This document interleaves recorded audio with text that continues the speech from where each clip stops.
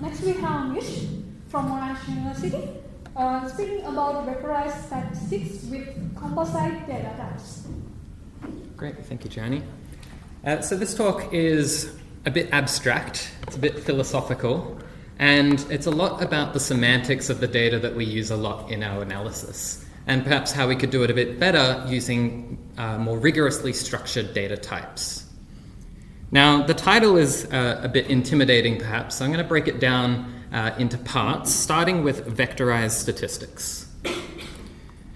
So we're quite privileged as statisticians in that we don't have to write for loops very often. In fact, you're probably discouraged from using for loops. You might hear that they're slow, or I think it's more a problem that they're prone to errors because you have to think about the loop construct and you might have an off by one problem.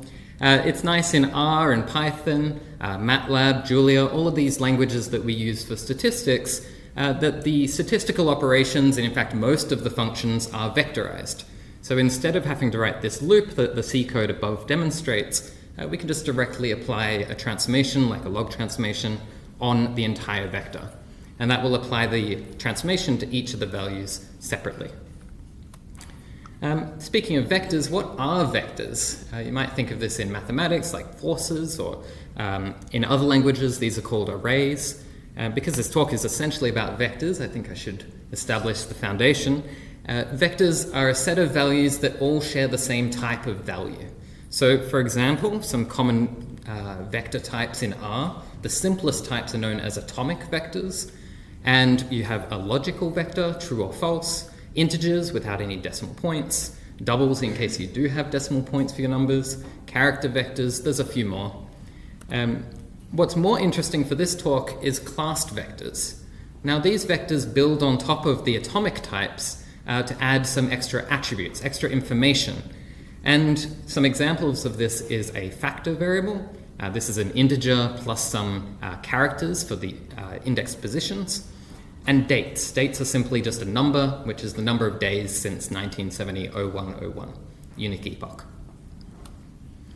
So these classed vectors encode semantics. They're the intrinsic structure for that type of data. A date is time. It's ordered and it's continuous. So another type of ordered variable is, of course, the ordered class, a type of factor which is ordinal in nature. Uncertainty, which I'll focus on a lot in this talk, is the PDQR functions that exist in R, and hopefully I convince you today that they're pretty awful, and that the distributional package might make your analysis safer and easier. At time, you've got date and POSIX, and I'm working on a new software package called mixtime to improve upon them as well.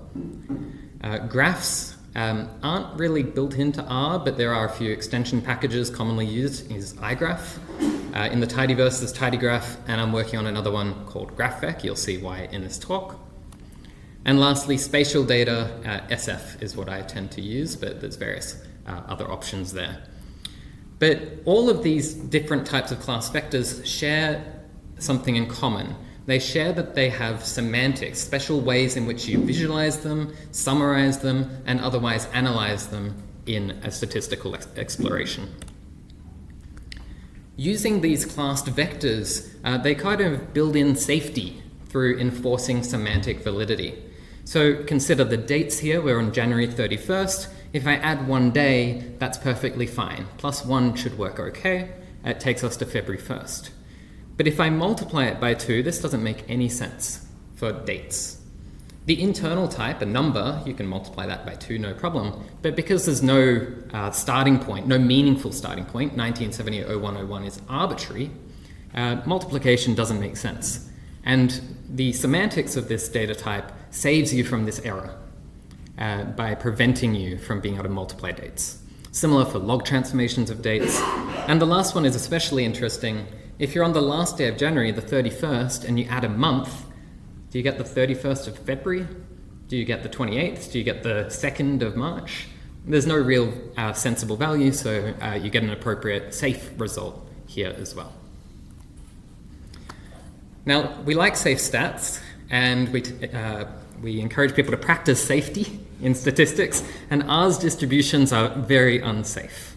You hopefully are familiar with PDQR if you've worked with R before.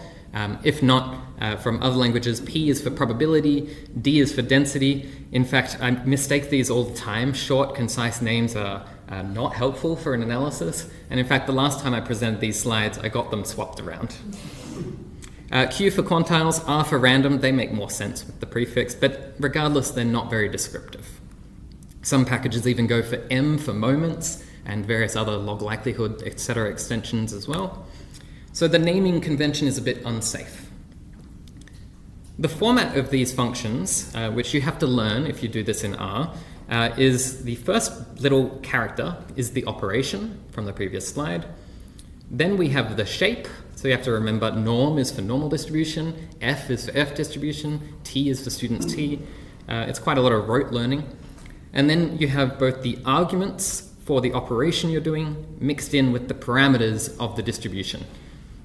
And these parameters, the entire distribution is split across these two parts, and there's no safety included. These are just regular numbers. If you wanted to do a distribution that only accepted positive values, you could pass in a negative value as the data type. It doesn't do any pre-checking.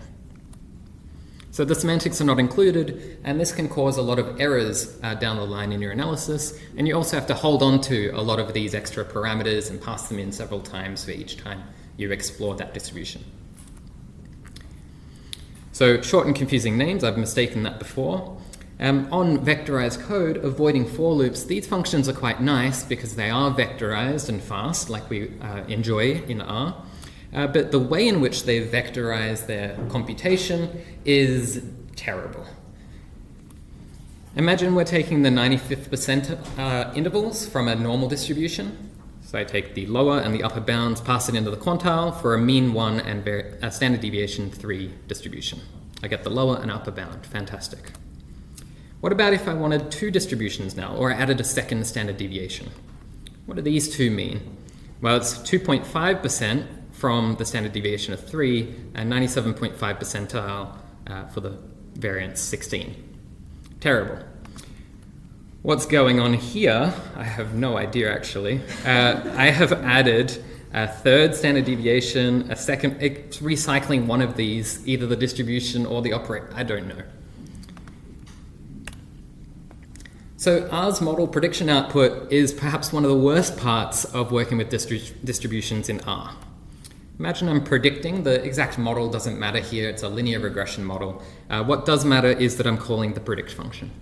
And this is the same predict function that you'll use for most models in R. What I get is a bunch of numbers, but this prediction is coming from a model. There's some uncertainty associated with this prediction, and I don't get any of that. I just get the point predictions.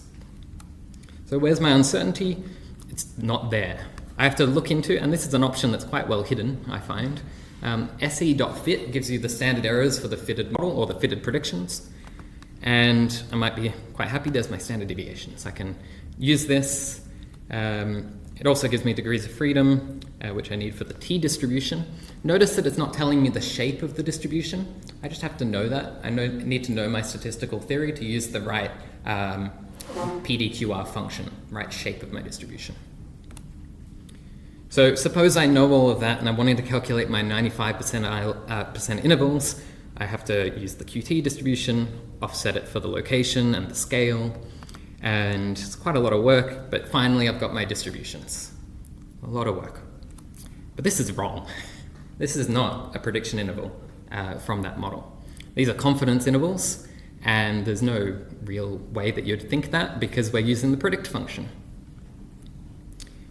I'm guessing you didn't notice that, and I'm guessing that many of you, myself included, have made this error many times in my predictions. So to actually get the prediction intervals, I need to do this thing with the residual scale, and finally I've got the correct distributions and the correct intervals. There's a lot of opportunities to make a mistake in that. There's a lot of code, a lot of hidden options, a lot of knowledge that you need about the statistical model itself, that it comes from a t distribution, that you need to consider residual scales for predictions. Wow. Hopefully we can do better than that. So what if the model's predict output directly gave a distribution? So here, when I use predict, hypothetically in my ideal world, I get a distribution directly from the predictions. This includes the shape of the distribution, the degrees of freedom, and location and scale parameters. Then I could use a high-low function to compute the intervals, 95% intervals.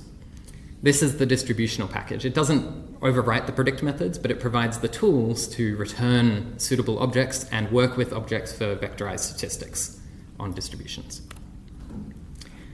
So I set out to make this, and one of the key tools for making vectors in R these days is the vectors package. And there's two types of vectors it provides. The main one is the new vector class. This is a single value atomic thing, single type of value. So for example, this would work for dates. It's just the number of seconds since epoch for date-time objects. And for my distributions, I could use this for, say, a Poisson distribution. It has one parameter, so I can use this type of vector. But what about normal distributions? What about multi-parameter distributions? Well, for this, we have the record type of data. And this is essentially like a tibble. You've got multiple columns of data, and each row is now a value of our vector. This is actually not new, not novel to vectors. The POSIX LT type, separate from the CT, is just a list of the parts of the date. So the day separate from the year, separate from the second, as numbers for each. So with this, we can make a normal distribution. But I want to go one step further. Common for my needs in forecasting, you'll have models that produce forecasts of different shapes. And so we have different numbers of parameters in a Poisson and a normal distribution, and perhaps an empirical sample distribution for bootstrapping.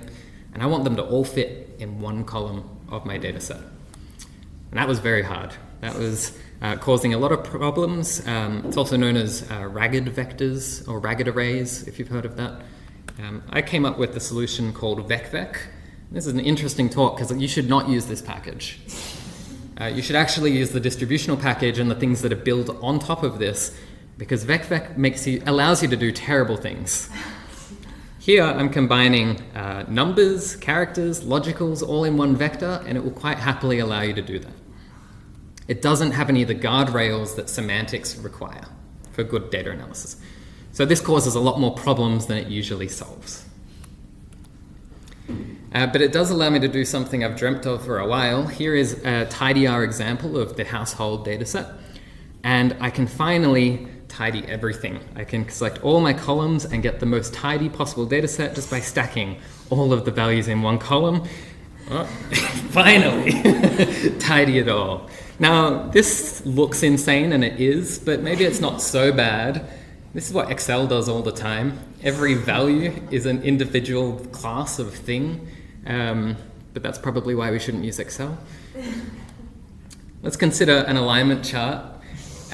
So you might have seen these lawful, chaotic, good or evil.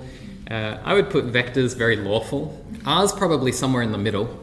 R does some pretty weird things with vectors, but the vectors package tries to lock all that down and give much more consistent, better results.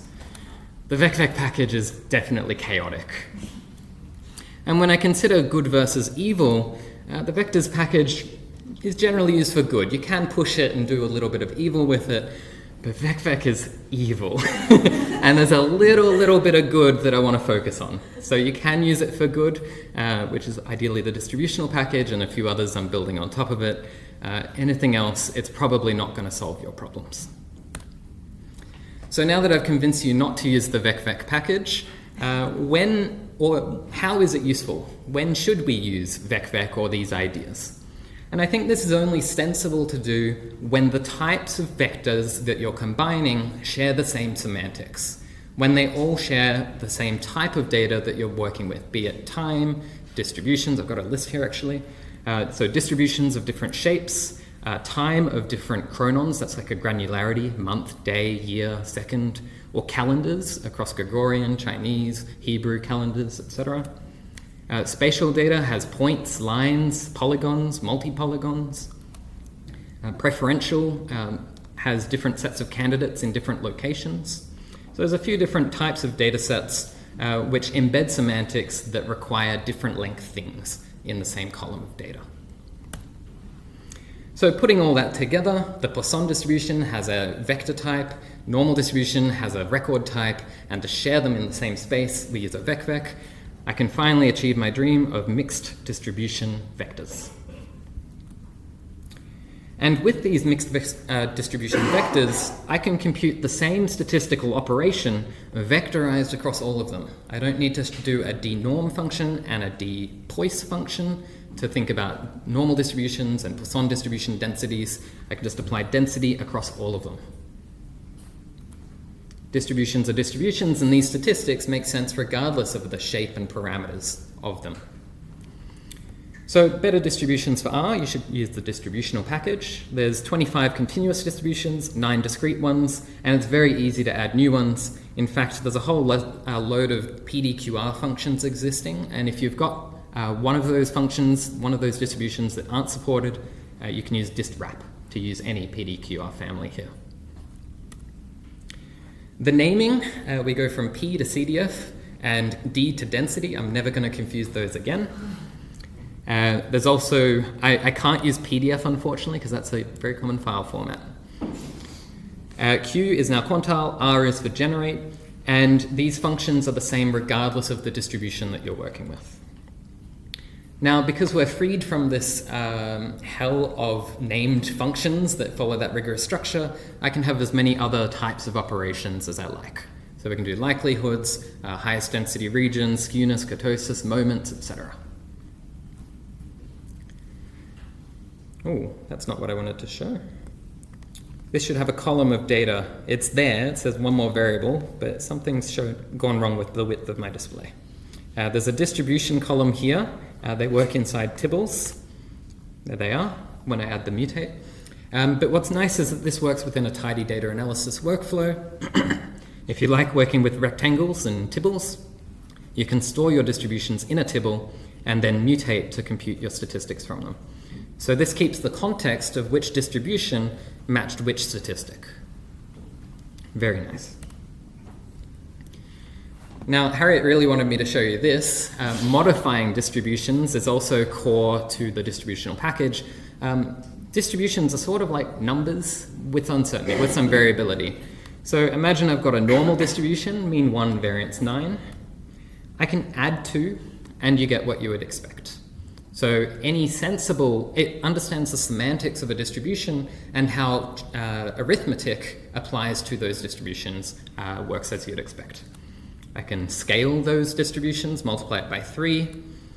I can even take the exponential here and I get a log normal distribution. So it can swap between distribution shapes if it's a known type. If it's not a known type, there's a distransformed family which enables you to do arbitrary transformations. So here I've done a squared normal transformation. Not sure if that's a good idea, but I get a transformed normal distribution as a result. So all my statistics will then pass through that transformation function and apply the appropriate offsets, adjustments that you'd need. You can also adjust distributions to have inflated values. I saw Harriet for the normal distributions on the running truncated the distribution to start at, not have negative values. And you can do mixture distributions, which is useful for your ensembling. Okay, so that's distributions. On semantic vectors, we've got time. So I'm working on the mixtime package for temporal data. We can mix years, quarters, and months together. Spatial data, I didn't have to do. SF exists, and it's wonderful. But here we mix points, lines, and polygons. Preferential voting can be done with pref.io. And I'm also working on graph-vec for representing graphs inside one column of a data set. And what's nice about these is we can combine them. So spatiotemporal data, you take spatial, you add in temporal. SF plus mixtime. And to satisfy the promise of the talk, probabilistic spatiotemporal graph data, you just throw them all in. You can choose any combination that matches the needs of your data. So Fable uses this for producing forecasts. It combines mixed time data for time series and distributional for the forecast, the uncertainty, the predictions. And going back to the predict function from the start, this is what I hope models produce going forward. It just gives you straight entire distributions from model output predictions. We've already seen visualization in the previous talk, but distributional works with ggdist and ggplot to visualize it, and of course ggdibbler. And I'm working on ggtime at the moment. This is a calendar sort of layout for visualizing the time. And philosophically, these work well together as well. So just like forecast is a combination of time and distribution, ggdist and ggtime can be combined to produce a forecast plot over a calendar. So that's all I have. Thank you for your time. It's good to, you can create endless combinations of these semantics, and it solves one of the big problems of spatiotemporal data, spatiograph data. I know Thomas a few years ago asked me to do temporal reconciliation, and that's a combination of graph, time, and probability. There's endless combinations, and it's a hard problem that I think this solves. Thank you, everyone.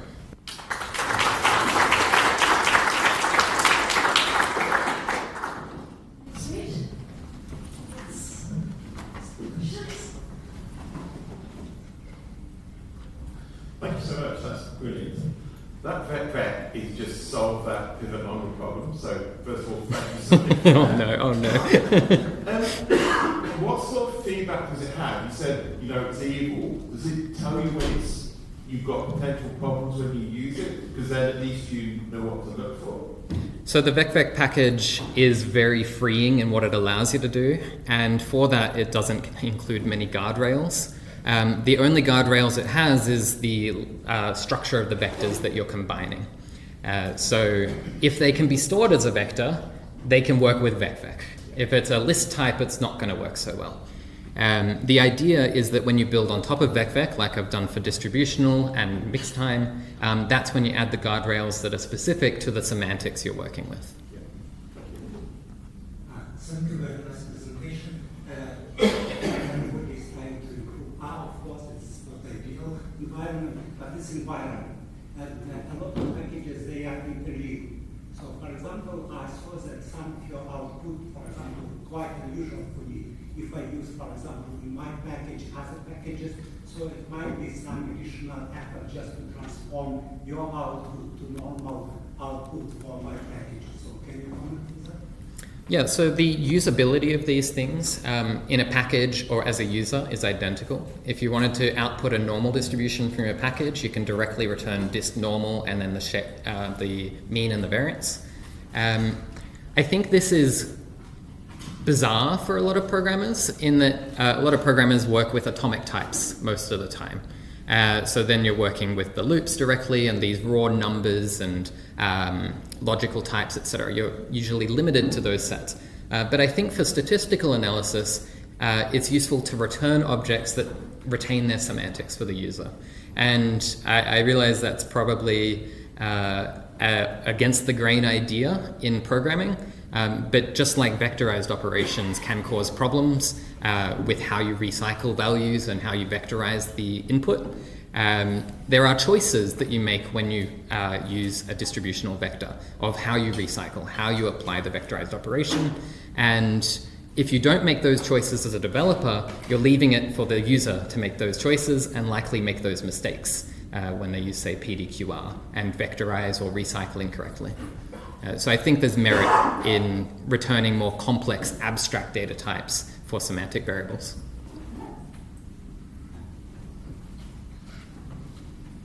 Thanks for the great talk. I'm just very curious about the transforming the random distributions. Is there any limitations to that? That seems super complicated to implement. Yeah, there's no guardrails built in, but I should probably add some. Harriet was using it to convert continuous distributions into discrete ones, and I don't think that will work. The idea is that you should have a continuous differentiable. I don't think we need monotonic anymore, but there are some constraints on the type of transformation you should use. With the time, we have wind up this session, and let's thank Mitch. Thank you.